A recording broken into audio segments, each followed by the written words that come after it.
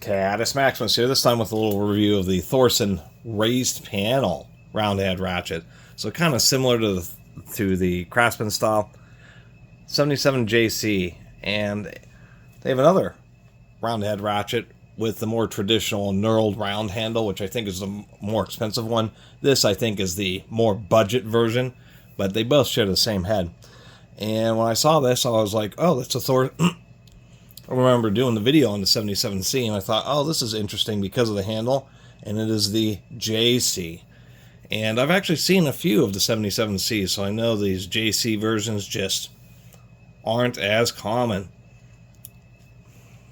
Otherwise, just a bog standard roundhead ratchet. Actually, no markings whatsoever on the handle, just to save some money. They're just using the marked heads, which actually I think they did in the normal 77. Not a lot else to say about this. Reasonably tight anvil for a roundhead ratchet. These are just a single pawl, so this is probably one that's I'm gonna end up, donating after I make this little video about it, because it's not really too exciting to actually keep.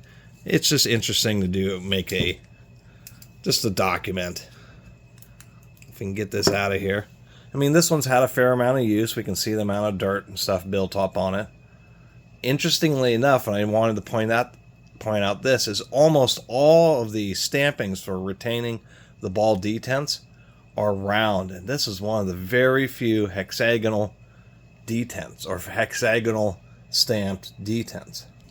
Here we go, I just wire brushed that.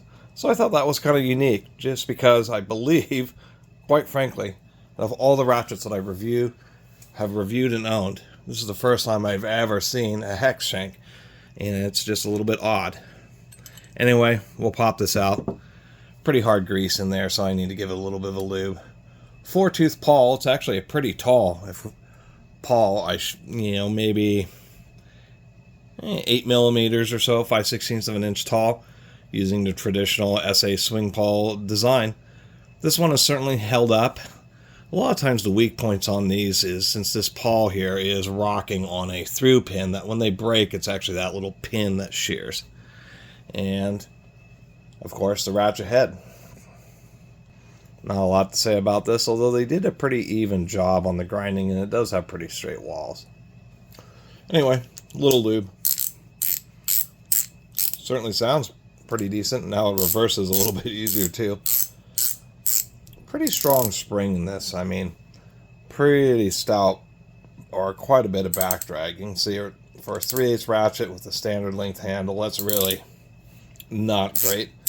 But probably has never skipped, never missed a beat, even if it is maybe Thorsen's slightly cheaper version. And the reason I think it's a cheaper version is because this handle, I believe, is just a little bit shorter than the round knurled handle. And then secondly, knurling is a slow and expensive process, and so by not eliminating that in its entirety also saves manufacturing costs. Anyway, this kind of neat little piece of history here, the Thorsen 77 JC ratchet, the less common of the Thorsen roundheads. Thanks for watching.